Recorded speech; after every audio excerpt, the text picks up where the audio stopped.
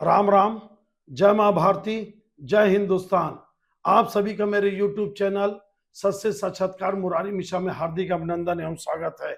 आप सबसे निवेदन करूंगा कि देखिए, लोकसभा में मेरे अंतिम आंकड़े जरूर गलत साबित हुए, लेकिन 23-24 राज्यों का मैं सटीक आकलन दिया हूं। ध्यान रखना, बिना ओपिनियन पोल के, बिना आंकड़े के, बिना सैंपल साइज के और बिना एग्जिट पोल के। आप देख लेना, 23-24 राज्य में सटीक आकलन देने वाला शायद, मैं नहीं जानता और भी लोग होंगे, लेकिन छत्तीसगढ़ से तो इकलौता होगा। और हिंदुस्तान में क्या गिनती होगी आप देखिएगा। हाँ, अंतिम आंकड़ा मेरा गलत हुआ। आज जब छत्तीसगढ़ से एक मंत्री बन गए तोखन साहू जी, जो बिलासपुर से जीते, उसके बाद क्या स्थिति बनती। 1 लाख लगभग 64,000 से जीते। लोरमी से एमएलए थे, लोरमी से चुनाव हारे थे। चर्चा यह है कि बृजमोहन अग्रवाल जी क्यों नहीं बने। चर्चा यह है संतोष पांडे जी क्यों नहीं बने। चर्चा यह है विजय बघेल जी क्यों नहीं बने। चर्चा यह है कि कमलेश जांगड़े जी, जो अनुसूचित जाति सतामी समाज से आती, वो मंत्री क्यों नहीं बनी।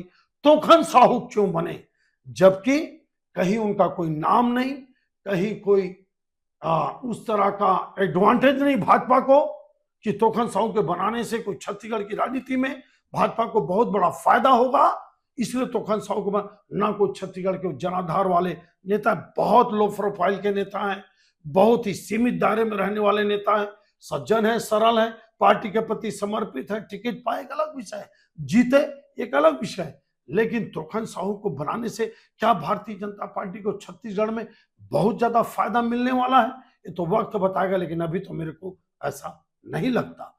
फिर क्या समीकरण है, मैं आपको बताता हूं। देखिए, लोकसभा का चुनाव हुआ, निश्चित रूप से केंद्रीय नेतृत्व, यहाँ के प्रभारी संगठन के लोग आकलन और विश्लेषण किए होंगे। क्या किए होंगे मैं आपको बताता हूं क्या किए होंगे। एक, संतोष पांडे जी दावेदार थे, भूपेश बघेल को हराए। बहुत बड़ा दावा बनता था, जिस प्रकार से मोतीलाल वोरा को हरा कर रमन सिंह जी बने, जैसे विद्या विवेक हरा कर रमेश बैस जी बने, वैसे सबसे बड़ा दावा में से एक संतोष पांडे जी का बनता था। और वैसे भी राजनांदगांव बहुत टफ सीट थी भाजपा के लिए, जीते, लेकिन वो नहीं बन पाए क्योंकि केंद्र में अन्य प्रदेशों से ब्राह्मण मंत्रियों की संख्या अपने आप बढ़ गई है। ध्यान रखना, मेरे ख्याल से 6-7 ब्राह्मण बने, एक संतोष पांडे जी शायद इसलिए न बन पाए। विजय बघेल जी, यही फार्मूला फिर लागू होता है। ध्यान रखना, विजय बघेल जी को बनना था, लेकिन इतने कुर्मी समाज के नेता उत्तर प्रदेश और बिहार से बन गए।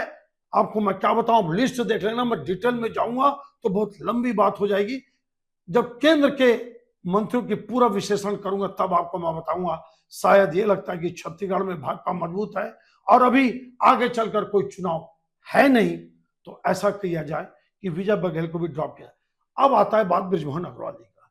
बृजमोहन अग्रवाल जी सर्वाधिक वोट से जीते, बिल्कुल जीते, छत्तीसगढ़ में जीते। लेकिन आपको मैं बता दूं कि बृजमोहन अग्रवाल जी को छत्तीसगढ़ से हटाया गया है। बृजमोहन अग्रवाल जी लड़ना नहीं चाहते थे।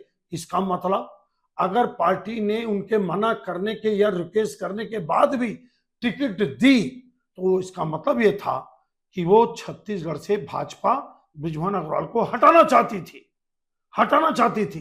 क्यों? सीधा सीधा कारण है, पावर सेंटर बनाने की कोशिश हो रही होगी। विष्णुदेव साय जी बहुत ज्यादा कंफर्टेबल महसूस नहीं कर रहे होंगे कि रायपुर में शायद और भी समीकरण होगा कि अमर अग्रवाल जी नाराज होंगे या राजेश मूणत जी नाराज होंगे। ये सब अंदर खाने की बातें हैं। और एक बात बता दूं आपको, मैं बृजमोहन अग्रवाल जी को लोग जो बहुत बड़ा नेता मानते हैं, ठीक है, वो अपना चुनाव जीतते हैं, नो डाउट, लेकिन आपको मैं बता दूं वो रायपुर शहर के नेता नहीं है। क्यों बताऊं? प्रमाण उदाहरण से बता रहा हूं आपको मैं। जब भाजपा के खिलाफ में लहर चली 2018 में, अब अगर वो रायपुर के नेता होते तो उनको चारों सीट जिता के दिखाना था। रायपुर की चारों सीट, इवन अगर धरसियों को भी आप रायपुर में मान लो, अगरंग को भी रायपुर में मान लो, अभनपुर को भी मान लो, तो वो खुद ही जीते। बाकी रायपुर की तीनों सीट हार गए और आजू-बाजू की तीनों सीट हार गए। फिर आपका क्या व्यक्तित्व है, कितने बड़े नेता हैं बृजमोहन अग्रवाल जी, आप आकलन करिएगा। समझ, खुद चुनाव जीतना मतलब, मैं ये बोलना चाहता हूं कि बृजमोहन अग्रवाल जी के व्यक्तित्व से, उनकी लोकप्रियता से रायपुर शहर में ही भाजपा को कोई फायदा नहीं है। मेयर चुनाव हार जाते हैं। बृजमोहन अग्रवाल जी मेयर चुनाव क्यों नहीं जीता पाते? डायरेक्ट हुआ तो हारे, इनडायरेक्ट हुआ तो हारे। देखिए क्या है समीकरण, आप समझिए। क्या बृजमोहन अग्रवाल जी सिर्फ अपनी राजनीति करते हैं? क्या अपना एक पावर सेंटर बना के चलते हैं? यह सबसे बड़ा इश्यू है कि भारतीय जनता पार्टी को शायद यह लगा होगा कि इनको राज्य की राजनीति से हटाया जाए, केंद्र में सांसद लाया जाए, मंत्री बनाने की कोई संभावना उठती नहीं है। अगर मंत्री वो केंद्र में बनते तो पावर सेंटर कहां खुलता? फिर छत्तीसगढ़ में, फिर रायपुर में। ये भारतीय जनता पार्टी के नेता नहीं चाहते, तभी तो उनको लोकसभा लाए। पावर सेंटर ही बना के रखना था, या ऐसा लगता कि बृजमोहन अग्रवाल के बिना छत्तीसगढ़ में भाजपा अधूरी है, तो कभी भी बृजमोहन अग्रवाल जी के कद को कम नहीं किया जाता। मैं आपको बता रहा हूं कि बृजमोहन अग्रवाल जी रायपुर शहर में भी भाजपा को मेयर चुनाव में और पिछले विधानसभा में हारने से नहीं बचा सके, खुद जीते। वो एक अलग बात है कि वो खुद जीत गए, वो भी मात्र 16,000 वोटों से। ये कारण लगता है मेरे को कि बृजमोहन अग्रवाल जी को मंत्री नहीं बनाया गया। अब तोखन साहू को क्यों बनाया गया, मैं आपको बताता हूं। ये मेरा अपना ओपिनियन है, ये मेरा अपना आकलन है। अरुण साहू जी का परफॉर्मेंस बहुत ही खराब रहा लोकसभा को लेकर। कोरबा हरवा जिता नहीं पाए। अपने लोरमी जहां से 45,000 से जीते, 400 की लीड, मतलब बहुत बुरी हार, बहुत बुरी हार। डिप्टी सीएम, सांसद वहां के और प्रदेश अध्यक्ष। मेरे को लगता है कि आगे चलकर भविष्य में अरुण साहू जी ड्रॉप होंगे, इसलिए लोरमी के ही लड़के को केंद्र में मंत्री बना दिया गया और साहू समाज से मंत्री बना दिया गया। तो बात साहू समाज की नाराजगी खत्म, तोखन साहू मंत्री, और राज्य में शायद मोतीलाल साहू जी या कोई अन्य साहू जो भी होगा। मेरे को लगता है कि यही एकमात्र कारण है तोखन साहू जी को।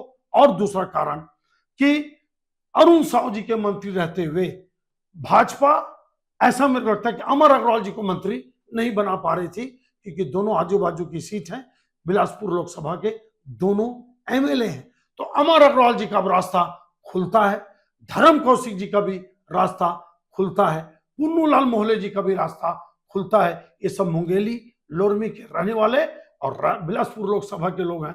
तो मेरे को लगता है कि अरुण साहू को ड्रॉप किया जाएगा, संभावना है ये, रिजल्ट नहीं, और मोतीलाल साहू या किसी की एंट्री होगी और अमर अग्रवाल की एंट्री हो जाएगी छत्तीसगढ़ के मंत्रिमंडल में। एकमात्र कारण मेरे को यह लगता है कि तोखन साहू को, एक साहू समाज को मंत्री बनाया जाए, और कोई कारण नहीं दिखता मेरे को राजनीतिक समीकरण साधने के लिए, इधर की गोटी उधर, उधर की गोटी इधर बैठाने के लिए, और अजय चंद्राकर जैसे लोगों को मंत्री बनाने के लिए ये सब समीकरण बनाया गया है। ये निश्चित रूप से मान के चलिए। कुल मिलाकर मेरे को लगता है कि बृजमोहन अग्रवाल जी की राजनीति फिलहाल 2-3 सालों के लिए नेपथ्य में चली गई। जैसा मैं बताया डिटेल में, उनके रायपुर के विधायक और मंत्री होने के बाद भी रायपुर में कोई बहुत अपना भी लोकसभा वो उतने वोटों से नहीं जीते जितने वोट से मोतीलाल साहू जी रायपुर ग्रामीण से जीता है। फिर आप चीज को समझ लीजिए। कुल मिलाकर मैं आपको बता रहा हूं, छत्तीसगढ़ की राजधानी में, छत्तीसगढ़ राज्य में राजनीति हुई और तोखन साहू को बनाकर पूरे समीकरण साधा गया। यह आकलन विश्लेषण आपको कैसा लगा, आप कमेंट्स करके बताइए। कृपया मेरे चैनल सच से साक्षात्कार मुरारी मिश्रा को लाइक, शेयर, सब्सक्राइब करते रहिए। आप सबका बहुत बहुत धन्यवाद। जय हिंद, जय छत्तीसगढ़ माता री।